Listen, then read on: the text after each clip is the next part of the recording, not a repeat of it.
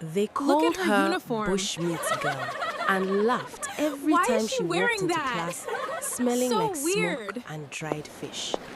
For 3 years, she endured it in silence.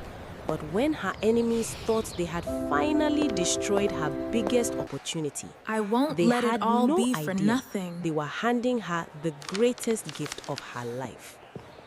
What happened on the day of her university interview will silence every person who has ever underestimated you. Stay until the very last second because the ending will shake something loose inside your chest.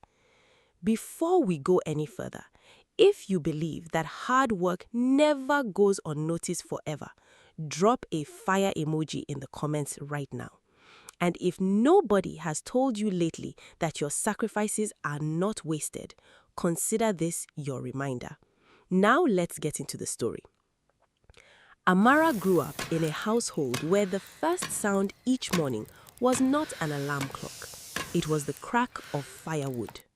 Her mother, a woman named Ngozi, had been selling smoked fish and bushmeat at the roadside market since before Amara could walk.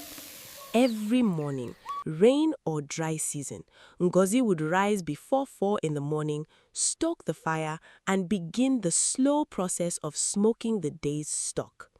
By the time the sun climbed above the tree line, she had already worked 3 hours. By the time Amara finished secondary school, Ngozi had worked like that for over 20 years. Amara was the eldest of 4 children. There was no buffer between her and the weight of responsibility. From the age of 11, she helped her mother carry goods to the market on weekday evenings and on Saturdays. The smoke from the firewood clung to her hair, her skin, her school uniforms. No matter how many times she soaked her clothes or scrubbed her body, the market followed her everywhere. She did not hate it. That is the part people often misunderstand about children raised in hardship. She did not resent her mother's trade. She understood its value, but she was also painfully aware of how other people perceived it. The moment she entered senior secondary school, the whispers began. Somebody always noticed first.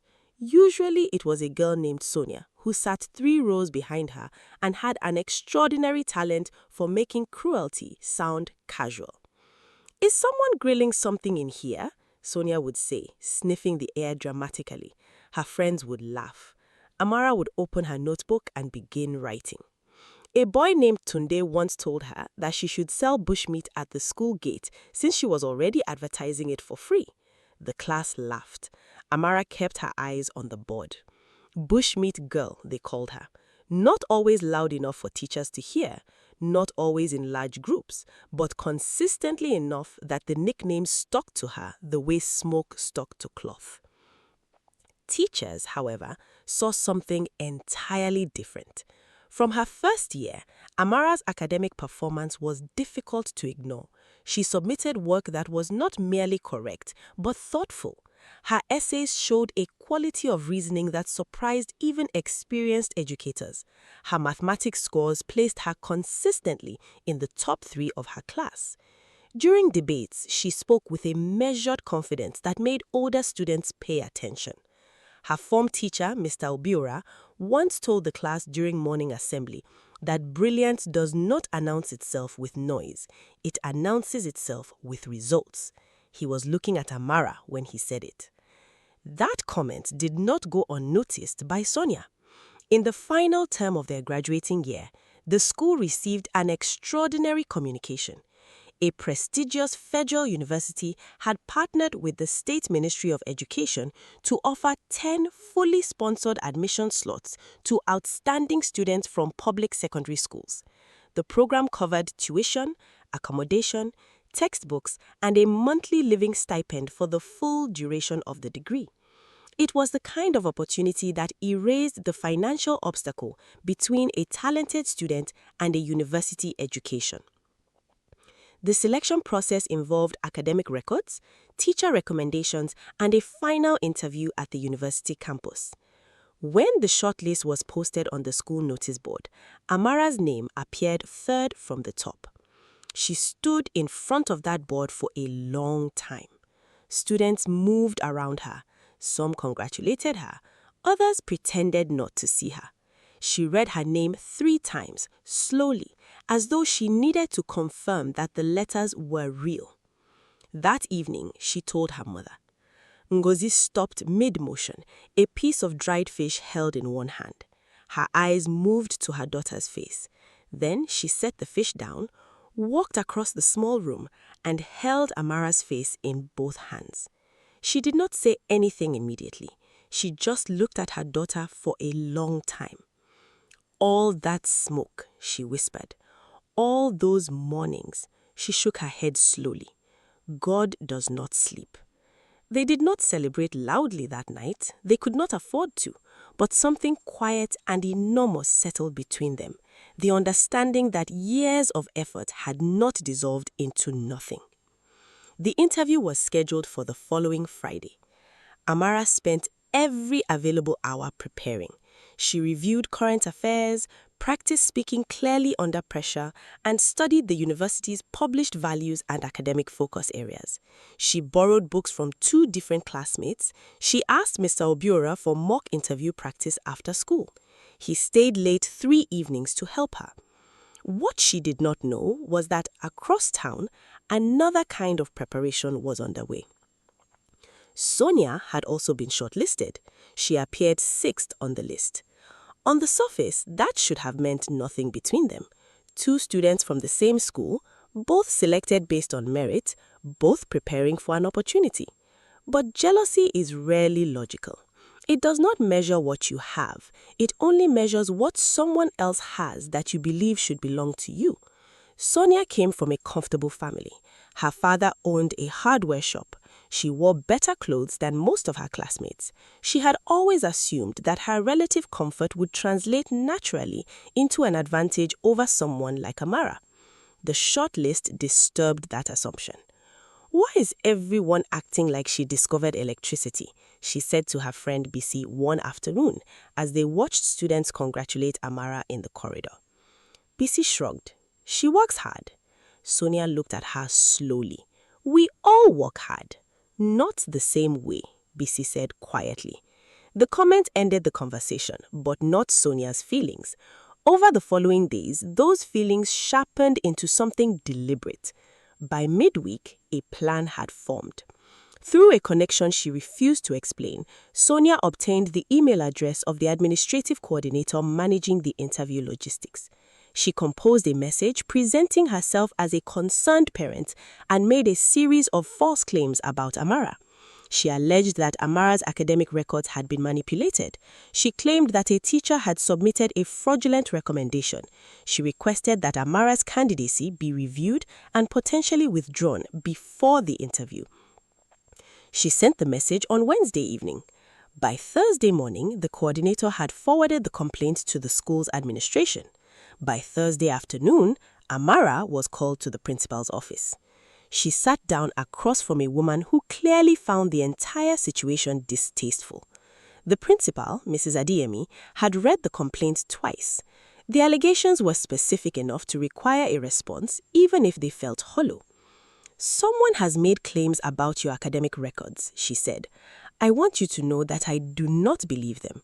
She paused. "But I am required to inform you and to conduct a brief review." Amara felt something cold move through her. "What kind of claims?" she asked. The principal told her. She watched the young woman's expression carefully. What she expected, perhaps, was panic. What she saw instead was something quieter and harder to define. Amara listened without interruption. Then she folded her hands on her lap. Then she said, "My records are accurate. Every mark I earned myself. Every recommendation was given honestly. I have nothing to hide." The principal studied her. "I know. I've watched you work for 3 years." She leaned forward. "But I need to ask, do you have any idea who might have sent this?" Amara was quiet for a moment. Then she shook her head. "It doesn't matter." The principal raised an eyebrow. "It might matter for disciplinary purposes." "I'm focused on the interview tomorrow," she simply said. "Everything else can wait." Friday arrived heavy with the kind of tension that settles in a place when something important is about to happen. Several students from the school were traveling together to the university campus. A school vehicle had been arranged. The shortlisted students gathered near the main gate at 7 in the morning, dressed in neat formal clothing. Amara arrived carrying a folder of documents and a quiet stillness that people around her noticed but could not quite name. She greeted the other students politely, found a seat in the vehicle, and opened a small notebook to review a few final points. Sonia arrived shortly afterward. When their eyes met briefly, neither spoke. The journey took 40 minutes. During that time, the other students talked nervously, rehearsed answers to expected questions, and reassured each other. Amara listened more than she spoke. When they arrived at the campus, the sheer scale of the institution moved something inside her. She had seen photographs. She had imagined it. But standing at the entrance, looking at the wide grounds and the solid old buildings, she felt the full weight of what this opportunity meant. Not for herself alone, but for her mother, for her siblings, for every morning that began before sunrise. She pressed her hand briefly against her folder. Then she walked through the gate. The interview process was structured in 2 stages. First, a written assessment. Second, a panel interview with 3 faculty members and 1 representative of the Ministry of Education. The written assessment lasted 90 minutes. The questions tested critical reasoning, general knowledge, and the ability to construct a clear argument under time pressure. Amara moved through it steadily. There were moments where she paused, but she never stopped moving forward. She submitted her paper with 4 minutes to spare. The panel interview was scheduled for the afternoon. Students waited in a long corridor, called one by one. The wait was its own kind of test. When Amara's name was called, she arose, straightened her clothes, and walked through the door. 3 people sat behind a long table. A 4th, the ministry representative, sat slightly to the side. The room was quiet and formal in the way that rooms holding important decisions always are. They introduced themselves. She introduced herself. The questions began. What motivated her to pursue this field of study? How had her background shaped her perspective? What did she believe a university education owed to its students, and what students owed in return? How would she contribute to her community using the knowledge she hoped to gain? She answered each question honestly.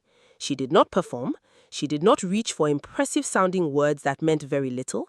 She simply told the truth in clear language. At one point, a faculty member asked a question that seemed designed to measure how a candidate handled discomfort. Can you describe a moment when your circumstances made you feel like giving up, and what happened? Amara was quiet for a few seconds. There was a morning, she said, when my mother could not find enough customers at the market. We came home that evening with very little. I had a school examination the next day that I had not finished preparing for because I had been at the market instead of studying. She paused. I sat at the table that night and I thought about everything we were working toward, and I thought about what it would mean to stop. She looked at the panel directly. I decided that stopping was a cost I couldn't afford, so I kept going. The room was quiet for a moment. The ministry representative leaned forward slightly and wrote something down. What none of the candidates waiting in the corridor knew was that the complaint sent by Sonia had reached the panel as well. Mrs. Adeyemi had responded to it directly and in detail, providing documentation, defending Amara's record thoroughly, and noting her personal observation of the student over 3 years. The principal had also made a call to the program coordinator the previous evening to ensure the matter was fully resolved before the interviews began. The false complaint had been investigated, found baseless, and dismissed. But its existence had also drawn the panel's attention to Amara before she even entered the room. By the time she walked through the door, they already had questions they wanted to ask her. When the results were announced 2 weeks later, Amara's name appeared at the top of the list of selected candidates. The school received the result on a Tuesday morning. By noon, the notice board had attracted a crowd. By afternoon, the story of the anonymous complaint and its outcome had spread through nearly every classroom. Students who had not known the full story learned it. Students who quietly suspected Sonia's involvement now had confirmation through conversations that moved faster than anyone could contain. Mr. Obiora heard what happened and said nothing publicly, but when he passed Amara in the corridor that afternoon, he stopped briefly, looked at her, and simply nodded once. She understood exactly what it meant. Sonia found out about the selection result in the middle of her own interview feedback session. She had also been selected, but ranked 7th. She had expected to feel satisfied. Instead, seeing Amara's name above hers on the final list produced a feeling she had no language for. The complaint she had filed had not only failed, it had been answered so thoroughly by Mrs. Adeyemi's defense that it had inadvertently elevated Amara's profile in the panel's eyes. The very attempt to erase Amara had made her more visible. Jealousy had acted as a spotlight. BC found Sonia sitting alone in the classroom after the news broke. "She made it," she said. Sonia stared at the window. "I know. Are you okay?" A long silence followed. "I sent that complaint," Sonia said. Her voice was flat and quiet. BC looked at her carefully. "I know that too. How?" "Because I know you," BC said simply, "and I've known something was wrong with you since the shortlist came out." Sonia did not respond. There was nothing to say that would make the admission easier or the consequence smaller. The administration launched a formal inquiry 2 days later. The email had been traced. The sender's identity was confirmed. Sonia was called before the disciplinary board. She did not deny it. The consequences were serious. A formal record, a written apology demanded by the institution, a notation attached to any future academic reference requests. Most painfully, she would carry the knowledge that she had chosen to harm someone who had never done anything to harm her. On the evening Amara received her official admission letter, she sat with her mother in their small yard. The fire was still burning, a pot of soup was simmering slowly. The smell of smoke and dried fish drifted through the air the way it always had. Her mother held the letter for a long time without reading it. She could not read well. Amara knew this. She leaned over and read it aloud instead. When she finished, her mother set the letter carefully on her knee and looked up at the sky. "You know what I always wanted for you?" she asked. "Tell me." "Not money," her mother said. "Not a big house, not a fine husband." She turned to look at her daughter. "I wanted for you a life where you did not have to be afraid in the mornings." She touched Amara's hand. "I think you are going to have that." Amara held her mother's hand for a long time after that. She thought about every morning she had arrived at school smelling of smoke and fire. She thought about every joke, every turned nose, every casual cruelty dressed up as humor. She thought about what those moments had built inside her. Not bitterness, not hardness, something more like an anchor, a deep, quiet understanding of what she was working for and why nothing could make her abandon it. The people who mocked her background never understood something important. The market was not a shame, it was a school. It had taught her to rise early, to work carefully, to persist through discomfort, to serve others with dignity, and to understand that value is built through labor, not declared through appearance. None of that could be mocked away. None of it could be filed away in a false complaint. None of it could be stolen. At her university orientation weeks later, a speaker asked the incoming students to think about one person whose sacrifice had made their presence possible. Amara closed her eyes. She did not have to think. She could smell smoke and dried fish. She could see a mother rising before dawn for 20 years without complaint. She could feel hands calloused by firewood and market stalls reaching across years of hardship to hand a daughter better. She opened her eyes and picked up her pen and wrote the first sentence of the first page of the next chapter of her life. They will mock what they do not understand. They will try to dim what they cannot reach. They will file complaints against what they fear. But what is built through genuine sacrifice does not collapse when someone pushes against it. It holds. And sometimes in holding, it reveals itself in ways that no comfortable path ever could. The smoke that followed Amara through every classroom was never a mark of shame. It was evidence of a life being built in real time, with real hands, at real cost. That is not something to apologize for. That is something to carry forward. If this story moved something in you, share it with one person who needs to hear it today. Drop a comment telling us what part hit you hardest. And if you are currently in a season where your sacrifice feels invisible, hold on. The right eyes are always watching at the right time. Subscribe and come back for more stories that remind you who you are and what you are capable of. We will see you in the next one.